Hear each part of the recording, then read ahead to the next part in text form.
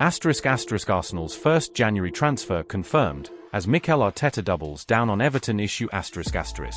Mikel Arteta may have just signalled the player's potential exit from Arsenal after their disappointing 0-0 draw against Everton on Saturday, further dampening the Gunners' title hopes. With Liverpool only managing a 2-2 draw against Fulham, Arsenal failed to capitalise and stay within 6 points of the Reds at the top of the Premier League.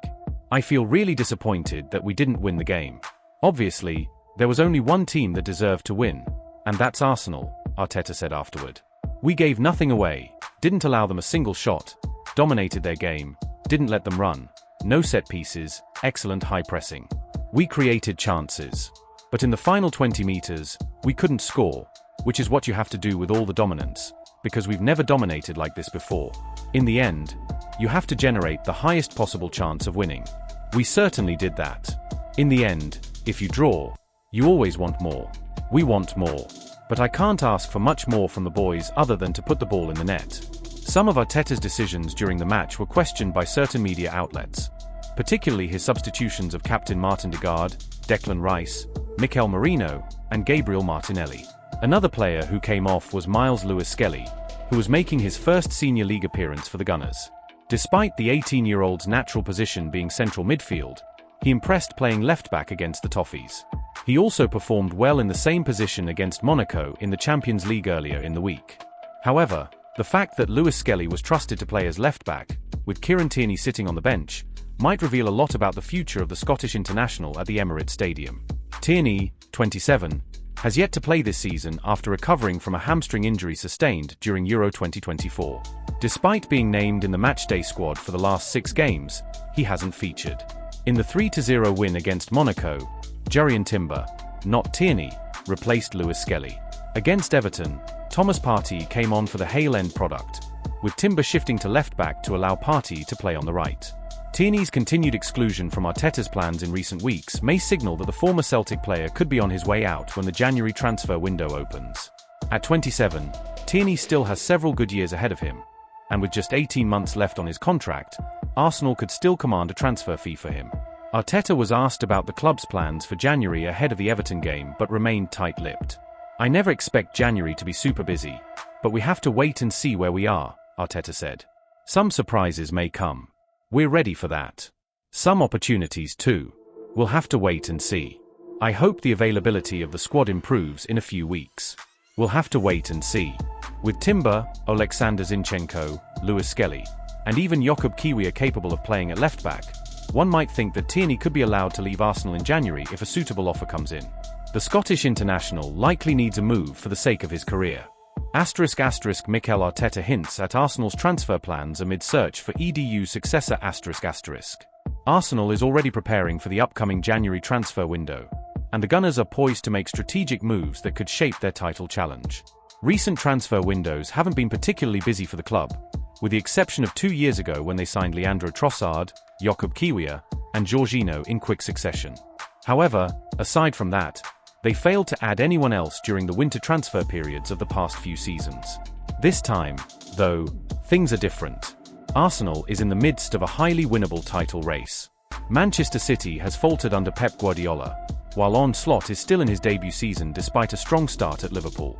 January could present the perfect opportunity to capitalise on these circumstances. The Gunners currently face a shortage of creativity in their squad and have struggled with depth in the fullback positions.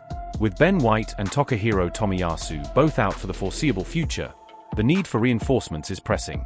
Football.London understands that Arsenal's approach this January is expected to be reactive, rather than proactive. Meetings have already taken place with owners Stan and Josh Kroenke during the international break in November, where upcoming transfer opportunities were discussed. Arteta has indicated that the club will be ready to act should the right opportunities arise. "The window gives us an opportunity to strengthen the squad if we think it's necessary and if we feel we have the capacity to do so," Arteta stated earlier this month. "We're on it and just have to evaluate the situation because it's changing week by week.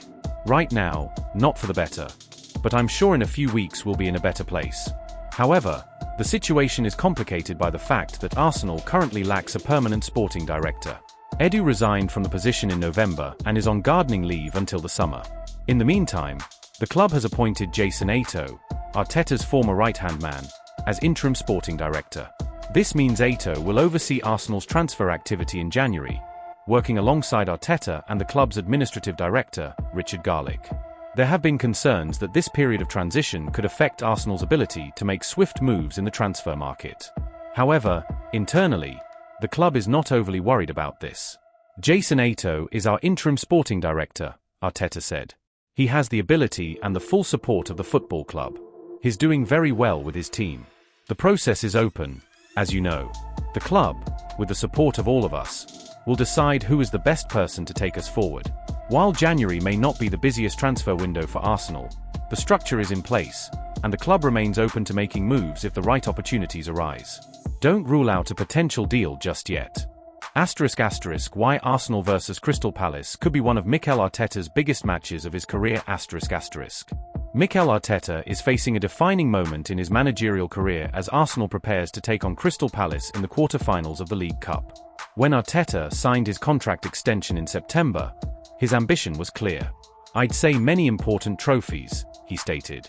It has been more than 4 years since Arteta won his only major trophy with Arsenal.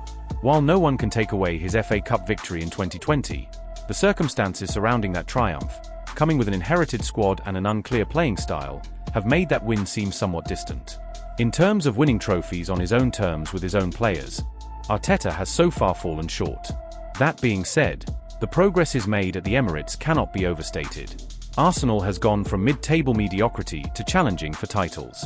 Every season under the Spaniard, the team has improved in terms of points, and it took one of the greatest Premier League sides in history to deny them a league title last season.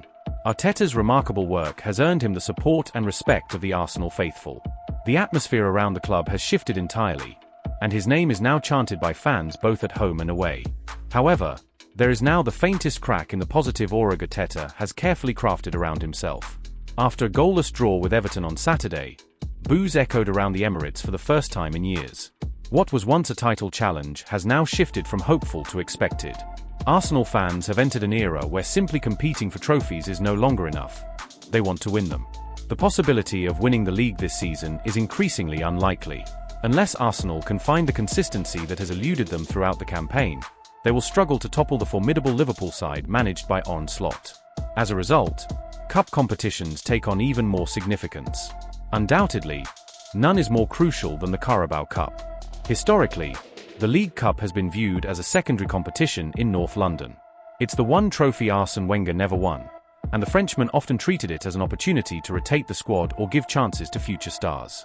For Arteta, however, this season represents a significant opportunity to claim his first major trophy in 5 years. Manchester City is out. Chelsea is out. Tottenham faces Manchester United. If Arsenal can overcome Crystal Palace at home, they'll have a genuine shot at a cup they haven't won in over 30 years. For Arteta, this opportunity goes beyond simply claiming a trophy. Coming from a Manchester City culture under Pep Guardiola, where every competition is taken seriously, Arteta shares his mentor's belief that winning breeds more winning. That creates belief, Arteta told Sky earlier this month. The experience you already have of being successful helps the next one. If you keep everyone's feet on the ground and maintain everyone's willingness, that has that effect. So that's what we have to do. The Carabao Cup may not have been at the top of anyone's wish list last summer, but strangely, these quarter-finals against Crystal Palace have taken on monumental importance. It's not an exaggeration to say that this could be one of the most crucial matches of Arteta's career. A win, and he could set off a snowball effect that leads to the dynasty he dreams of at Arsenal. A loss, and the mounting pressure could grow louder, making the path forward that much more challenging.